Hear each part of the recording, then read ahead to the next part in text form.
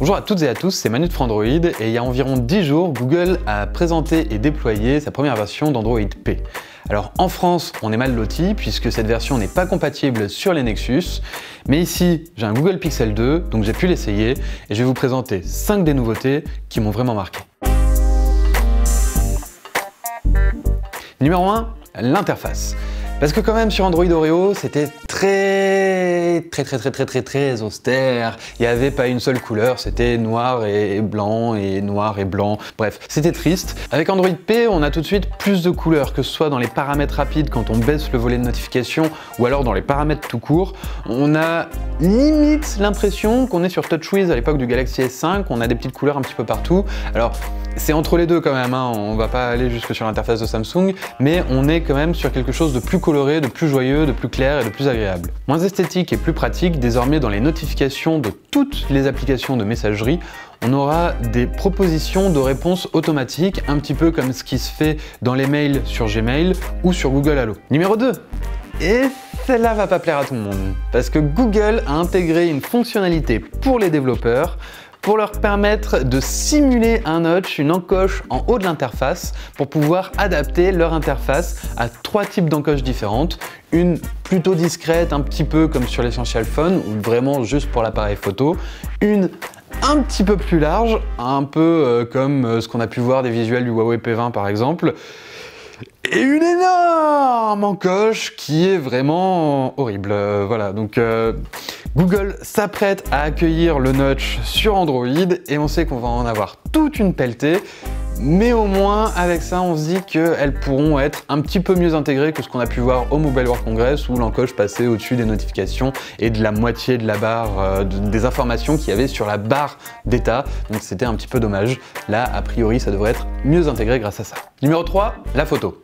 Avec Android P, Google a mieux intégré les doubles capteurs, ce qui permet aux constructeurs de mieux les gérer et de rendre plus fluide le passage d'un objectif à l'autre. Petite nouveauté également, les deux flux peuvent être enregistrés simultanément, ce qui fait que lorsque vous prenez une photo, vous pouvez prendre une photo des deux capteurs en même temps.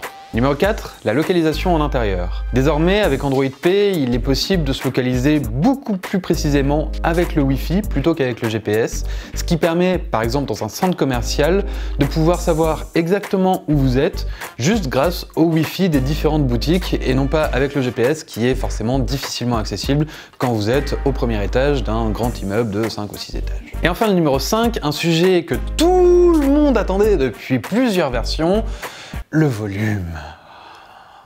Enfin, quand on baisse ou qu'on monte le volume sur Android, ça baisse ou ça monte le volume multimédia et non plus un volume qui n'a rien à faire avec ce que vous êtes en train de regarder. Fini de vous exploser les oreilles quand vous avez un casque et que vous lancez une vidéo YouTube, que ça crie dans vos oreilles, désolé je viens peut-être de le faire d'ailleurs, et que vous baissez le volume et que ça baisse le volume de la sonnerie. Google a enfin pensé à nos oreilles mais aussi à nos yeux puisque la barre de volume ne s'affiche plus en plein milieu de l'écran à l'horizontale mais à la verticale sur le côté. En vrai ça reste quand même au milieu de l'écran même si ça cache la partie droite plutôt de cacher la partie centre. Mais il y a déjà un petit plus, un petit mieux.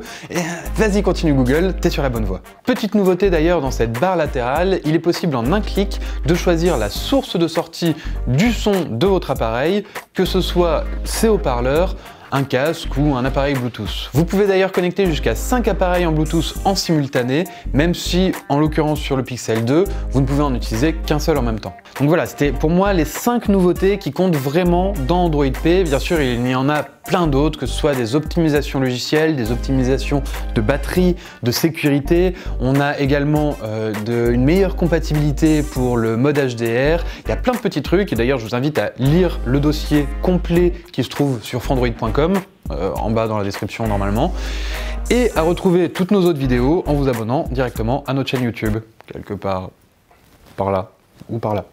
Salut, à bientôt!